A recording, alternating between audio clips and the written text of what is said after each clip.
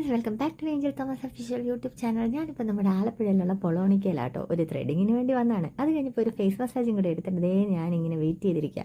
ഇന്നൊരു കല്യാണ ഫംഗ്ഷനുണ്ട്. അതിന് വേണ്ടിയിട്ട് പോകാനായിട്ട് റെഡി ആകുമ്പോഴാണ് നമ്മുടെ ഫാത്തിമ ചേച്ചിയുടെ ചെറിയ ചെറിയ തമാശയൊക്കെ കേട്ടുണ്ട്. ഞാനിങ്ങനെ സെൽഫി വീഡിയോ എടുത്തുകൊണ്ടിരുന്നപ്പോൾ ഒരു കാര്യം പറഞ്ഞത്, കർത്താവെ ഗിഫ്റ്റ് എന്തെങ്കിലും വാങ്ങിക്കണ്ടേ? മാരേജ് ഫംഗ്ഷനൊക്കെ ആദ്യമായിട്ടാണ് ഞാനിങ്ങനെ പോകുന്നത് കേട്ടോ.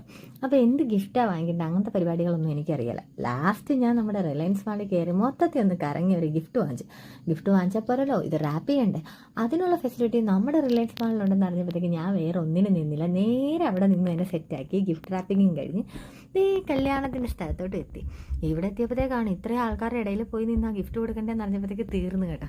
പോരാത്തിന് ക്യാമറ ചേട്ടനാണെങ്കിൽ ഒരു 100 തവണ എന്നെ എടുത്തെടുത്ത് കാണിക്കുന്നുണ്ട്. ദൈവമേ. ഇനി അടുത്തത് നമ്മുടെ ഫുഡടിയാണ്. ഫുഡടിയിലെന്ന് പറഞ്ഞാൽ നാടൻ ഊണ്, വേണ്ട സദ്യ അങ്ങനെ വേണം പറയാനായിട്ട്. ഞാനും കിച്ചുവും റസിയേച്ചിയും കൂടെ ചേർന്നാണ് പോയത്. നല്ല പരിപ്പൊഴിച്ചൊരു പിടുത്തങ്ങ് പിടിച്ചു കേട്ടോ. എനിക്ക് ഭയങ്കര ഇഷ്ടമാണ് ഈ സദ്യ എന്ന് പറയുന്നത്. പോരാത്തതിന് എനിക്ക് മാത്രം മാമ്പഴ പുളിശ്ശേരിയിലും മാങ്ങയും കിട്ടി. ഓഹ്, എന്ത് ടേസ്റ്റ് എന്നറിയാമോ? ഞാനൊന്നും നോക്കിയില്ല, ഞാൻ നൈസായിട്ടത് ഫുള്ള് അടിച്ചു കയറ്റി കേട്ടോ.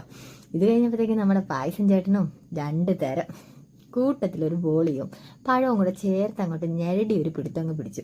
പറയാതിരിക്കാൻ വയ്യ, എന്ത് ടേസ്റ്റാണെന്നറിയാമോ. അങ്ങനെ എൻ്റെ വയറ് നിറച്ച് കഴിച്ച് നേരെ റിലയൻസ് മാളിൽ വന്ന് ഡ്രസ്സും മാറി അടുത്ത പരിപാടിയിലോട്ട് അങ്ങ് കടന്നു. അപ്പോൾ എൻ്റെ ചാനൽ ലൈക്കും ഷെയറും സബ്സ്ക്രൈബും ചെയ്യാൻ മറക്കരുതേ.